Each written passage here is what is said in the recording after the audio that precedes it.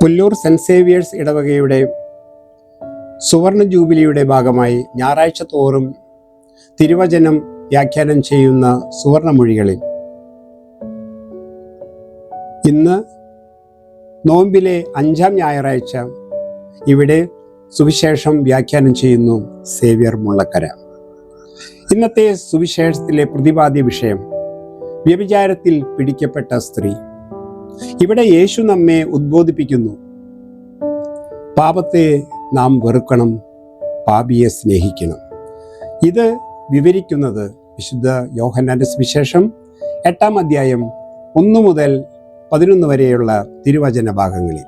അതിരാവിലെ പ്രാർത്ഥിക്കാനായി ഒലിവുമലയിലേക്ക് പോയ യേശു വീണ്ടും ദേവാലയത്തിൽ വന്നപ്പോൾ ജനങ്ങളെല്ലാവരും യേശുവിൻ്റെ അടുക്കലെത്തുന്നു.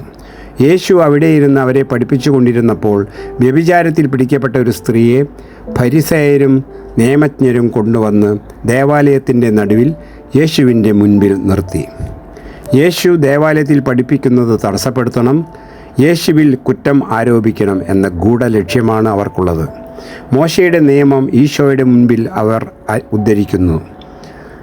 നിയമാവർത്തനം 22-ാം അധ്യായം 22 മുതലുള്ള വാക്യങ്ങൾ. വ്യഭിചാരം എന്ന പാപം ദൈവം എത്രമാത്രം വെറുക്കുന്നു. അതിൽ പിടിക്കപ്പെടുന്നവർ വധിക്കപ്പെടണം. ഇവിടെ ഈ സ്ത്രീ മാത്രം വധിക്കപ്പെടണം. അതിലെ കൂട്ടാളികളെ അവർ ഒഴിവാക്കി. ഇങ്ങനെ പിടിക്കപ്പെടുന്നവരെ കല്ലെറിയണം എന്ന മോശയുടെ നിയമം അവർ ആവർത്തിക്കുന്നു. അതിൻ്റെ ഗൂഢലക്ഷ്യം പല പ്രാവശ്യം ഒരേ കാര്യം ഉന്നയിക്കുന്നത് ജനങ്ങളിൽ ആവേശമുളവാക്കുക, പറയുന്ന തെറ്റിൻ്റെ ശക്തി കൂട്ടുക, ചിലപ്പോഴൊക്കെ നമ്മുടെ ഇടയിൽ തന്നെ നാം കാണുന്ന ഒരു പ്രവണത ഉണ്ടല്ലോ, ഉറക്കെ സംസാരിക്കുക എന്നത്. പക്ഷേ തെറ്റ് തന്നെ, അത് ശരിയാവില്ലല്ലോ. എന്നാൽ യേശു തൻ്റെ മുമ്പിൽ നിന്നിരുന്ന സ്ത്രീക്ക് താൻ ചെയ്ത തെറ്റ് സ്വയം മനസ്സിലാക്കുക, അതിൽ പരിതപിക്കുക, അതിന് അവൾക്ക് കുറച്ച് സമയം കൊടുത്തു. ഇന്നത്തെ ലേഖനത്തിൽ പ്രതിപാദിക്കുന്നത് നാം പാപങ്ങൾ ദൈവത്തോട് ഏറ്റുപറയുന്നെങ്കിൽ അവൻ വിശ്വസ്തനും കാരുണ്യവാനുമാകയാൽ നമ്മുടെ പാപങ്ങൾ ക്ഷമിക്കുകയും എല്ലാ അനീതികളിൽ നിന്നും നമ്മെ ശുദ്ധീകരിക്കുകയും ചെയ്യും. ഇവിടെ ഫരിസേയർക്കും നിയമജ്ഞർക്കും ഇതൊന്നും മനസ്സിലായില്ല. കാരണം അവർ അന്ധരെ നയിക്കുന്ന അന്ധരാണ്. കല്ലുകളേന്തി ആക്രോശിക്കുന്ന അനേകരുടെ, ആർത്തുലച്ച് കരയുന്ന ഒരുവളുടെയും മുൻപിൽ നിലത്തെഴുത്തുമായി ഇതാ ഒരുവൻ. 6-ാം പ്രമാണം തടയാനുള്ളതാണ് ആ കല്ലുകൾ. എങ്കിൽ മൊത്തം പ്രമാണ ലംഘനവും തടയാൻ ഉള്ളതാണ് യേശുവിൻ്റെ ആ കുനിഞ്ഞിരുന്നുള്ളൊരു എഴുത്ത്. ഇത് അർത്ഥമാക്കുന്നത് 10 കൽപ്പനകളിൽ ഒന്നുപോലും ലംഘിച്ചിട്ടില്ലാത്ത ആര് ആദ്യം കല്ലെറിയും. എറിയാൻ അവകാശമുള്ളവൻ, അധികാരമുള്ളവൻ അവിടെയുള്ളത് ഒരുവൻ മാത്രം. അവൻ്റെ കയ്യിലാകട്ടെ കല്ലില്ലതാനും. പിന്നെ കയ്യിലുള്ളതോ പാറയെപ്പോലും പിളർക്കാനുള്ള ആ നിലത്തെഴുത്ത്. സീനായി മലയിൽ വെച്ച് പാറയിൽ ദൈവം സ്വന്തം കൈവിരൽ കൊണ്ട് എഴുതിയ 10 കൽപ്പനകൾ. ദൈവത്തിൻ്റെ, യേശുവിൻ്റെ സമീപനം എത്ര വ്യത്യസ്തമാണ്. എന്നാൽ യേശു ഇവിടെ ചെയ്തത് ലോകത്തിൽ ഇന്നോളം ഒരു വിധികർത്താവും പ്രസ്താവിക്കാത്ത വിധിവാചകം. യേശു നിവർന്ന് ഫരിസേയരോടും നിയമജ്ഞരോടും അവിടെ കൂടിയിരുന്നവരോടും ആജ്ഞാപിച്ചു,